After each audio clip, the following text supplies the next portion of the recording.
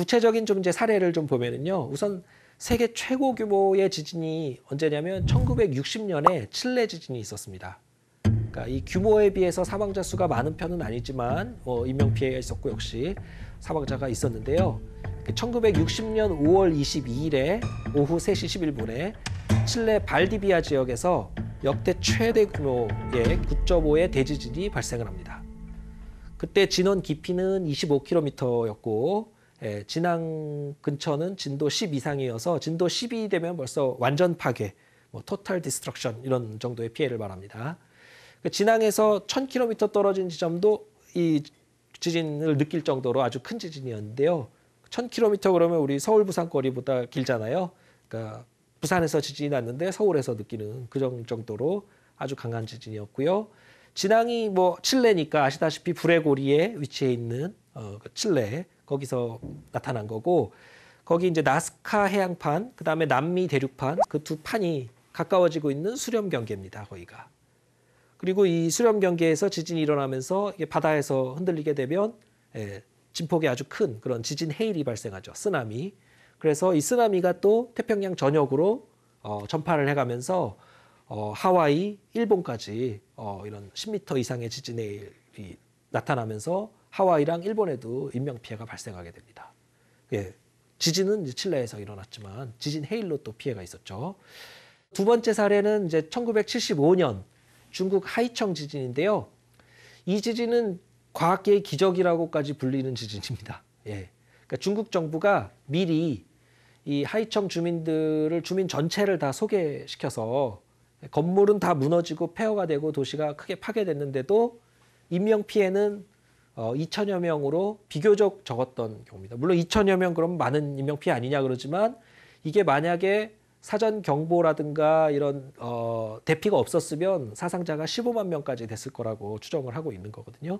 그러니까 사실은 미리 대피해서 굉장히 많은 사람들을 살릴 수 있었던 기적과 같은 그런 경우다 이렇게 이야기하는데요. 중국 정부가 지진 경보를 잘 발령해서 주민들한테 이제 소개 명령을 하고 주민들을 대피시킬 수 있었던 거는 바로 과학적으로 이것들을 분석해 보니까 전조 현상이 뚜렷하고 이 지진 발생 가능성이 굉장히 높다 이렇게 예측을 했기 때문에 그것이 가능했던 것이죠. 자, 중국 동북 지역에서 규모 6.0 이상 지진 발생했던 그 진원 위치를 이렇게 쭉 찍어보면 그 당시에 특정 방향으로 이 진원 위치들이 계속 이동을 하고 있었습니다. 예. 또 몇 개월에 걸쳐서 지하수 수위가 자꾸 바뀌고요. 또 동물들이 고양이를 비롯해서 여러 동물들이 기이한 행동을 보이는 겁니다. 막 새들이 이상하게 날아다니고 겨울잠을 자던 동물들이 겨울잠을 안 자고 이상한 행태를 보이고 이거는 큰 지진이 나기 직전에 정말 전조 현상이다. 생각해서 다 주민 소개령을 내리게 되는 거죠. 그래서 대부분 주민들이 다 대피한 다음에 이틀 후에 2월 4일 날 하이청 부근에서 깊이 15.6km에서 규모 7.0의 지진이 발생하게 됩니다. 그래서 이렇게 큰 지진이 있었는데도 인구 약 100만 명이 주민이 다 대피를 했기 때문에 인명피해를 그나마 최소화할 수가 있었던 것이죠. 자, 그러나 바로 1년 후인 1976년에는 바로 옆에 인접지역인데 탕샨이라는 지역에서 규모 7.6의 지진이 또 발생합니다. 그런데 이때는 사망자만 24만 명이 넘는 아주 큰 피해를 입게 됩니다. 그 당시에도 과학적인 분석을 하고 일부 전조 현상 이런 것들이 뚜렷하니까 학자들이 지진 경고를 했단 말이죠.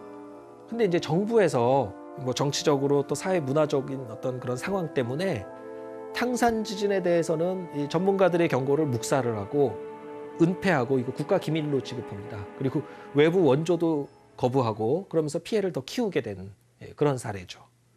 당시에 문화 대혁명이니 권력 다툼이니 또 언론 장악이 있었고 또 중국하고 소련 사이의 국경 분쟁도 있고 여러 이슈가 얽히면서 이 과학적인 분석하고 전문가들의 연구 결과를 갖다가 민심을 동요한다 이렇게 이제 판단을 하는 우를 범했고 그 결과는 아주 참담한 인명 피해로 나타나게 됐습니다.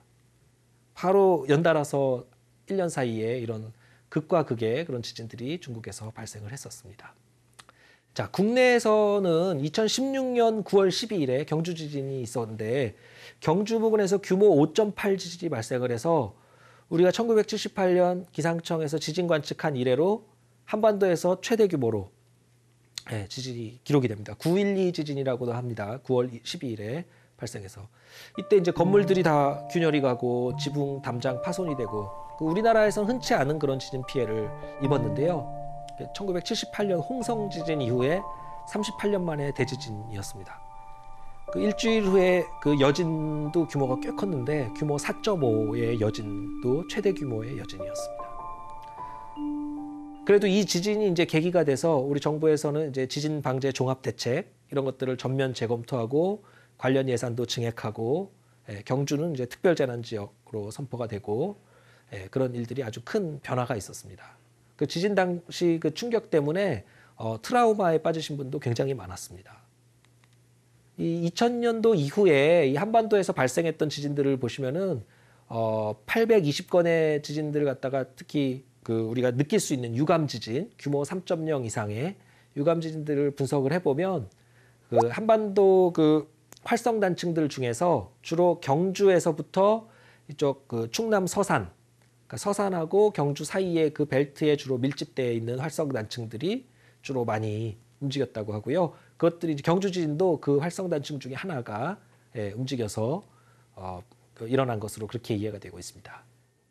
근데 또 일부에서는 2011년에 발생했던 그 동일본 대지진이 한반도 지각판에도 어떤 영향을 미쳐서 그 일환이었다는 주장도 있습니다. 그래서 한반도라는 데가 사실은 판 경계로부터 멀리 떨어져 있지만 그 판 내부에 있지만 그래도 역사 속 고문원에 보면은 상당 정도의 피해를 발생시키는 지진들이 많이 기록이 돼 있다는 거죠. 놀랍게도 우리 경주에 불국사라 첨성대 이런 것들을 다 내진 설계를 했다는 거예요. 그러니까 지진이 없다고 우리가 단정하는 것은 굉장히 위험하다 하는 겁니다. 그런데 실제로 정말 바로 다음에 2017년이죠. 경북 포항시에서 또 규모 5.4의 큰 지진이 일어나면서 경주 지진에 이어서 역대 두 번째로 큰 규모의 지진이 생기게 됩니다. 이때는 진원 깊이가 4km밖에 안 되고요. 경주 지진보다도 더 얕은 데서 발생했기 때문에 피해가 더 컸습니다. 사망자는 없었지만 시설물 피해가 많았고 복구비 많이 들었고 이재민도 많이 발생을 했습니다. 특히 이제 2017년 이 포항 지진 때는 그 2018년도 수능 시험을 일주일 연기했던 그런 사건이 벌어졌죠. 포항 지진에 대해서 원인은 최근까지 계속 조사를 했었는데요. 특히 정부 조사단이 만들어져서 계속 조사를 하고 작년에 2019년에 정부 조사단 그 원인 조사 결과를 발표를 했습니다. 그 결과가 인근에 포항시 지열발전소 그 실증 연구를 하면서 물 주입하고 했던 그 연구에 따른 촉발 지진이다. 이렇게 공식 발표를 하게 됩니다. 그러니까 어떤 인재의 측면이 있는 것이죠. 사실 2010년 12월부터 시작해서 거기 이제 지열정 구멍을 뚫고 그 시추 작업도 하고 2016년, 17년 이때는 물 주입도 하고 빼내고 이런 작업들을 하게 됩니다. 그래서 그 과정에서 수십 차례 이제 작은 지진들이 발생을 하는데 이 세 번째 물 주입이 끝난 2017년 4월 15일에는 규모가 아주 큰 그 3.2의 지진이 발생하게 됩니다. 그것이 이제 이 포항 지진을 유발한 건 아니고 촉발했다고 이렇게 표현을 합니다. 그래서 유발 지진은 완전히 그것 때문에 이제 벌어지는 건데 그런 건 아니고 촉발을 시켜서 그런 자극을 받은 게 이제 공간적으로 더 넓은 범위의 더 큰 지진으로 이렇게 생겼다. 이렇게 이제 이해를 하고 있습니다. 지진에 대한 강의도 5가지 기본 개념을 적용하면서 마무리하겠습니다. 자, 첫 번째 개념은 과학적인 평가로 예측할 수 있다는 것이죠.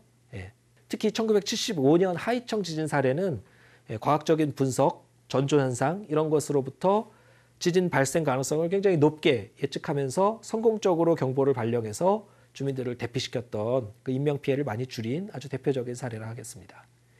자, 두 번째, 위험 분석은 피해 효과 파악에 중요하다 그랬는데 지진으로 예상되는 피해 효과를 미리 파악하기 위해서 지진으로 인한 건물 붕괴 이런 것들 위험을 미리 분석하고 그 대피 필요성이라든가 이런 것들을 인식하고 또 대피 훈련을 하고 이런 것들이 굉장히 중요하겠습니다. 세 번째, 재해는 물리적인 환경이나 다른 재해와 밀접한 관련이 있다는 건데 동일한 규모의 지진이 있어도 물리적 환경에 따라 피해 규모가 완전히 달랐습니다. 2010년 예를 들었었는데요. 예, 칠레 지진과 아이티 지진, 예, 엄청난 피해 규모의 차이가 있었습니다. 자, 네 번째 개념은 과거 재난이 미래의 재앙이 될 수도 있다는 건데 1975년 하이청 지진 있고 나서 1년 만에 바로 인접 지역의 탕산에서 비슷한 규모의 지진이 발생했는데 하이청 지진하고는 비교할 수 없는 재앙 수준의 큰 피해를 입었다는 것이죠. 그다음 다섯 번째, 지진을 포함해서 모든 자연재해는 불가항력적인 것이 아니고 정부 차원이 됐든 개인적인 방제 차원이 됐든 우리가 노력을 하면 얼마든지 그 피해를 줄일 수 있다는 것. 네, 그것이 가장 중요한 교훈으로 삼아야 되겠습니다. 자, 이상으로 지진에 대한 강의도 마치도록 하겠습니다. 감사합니다.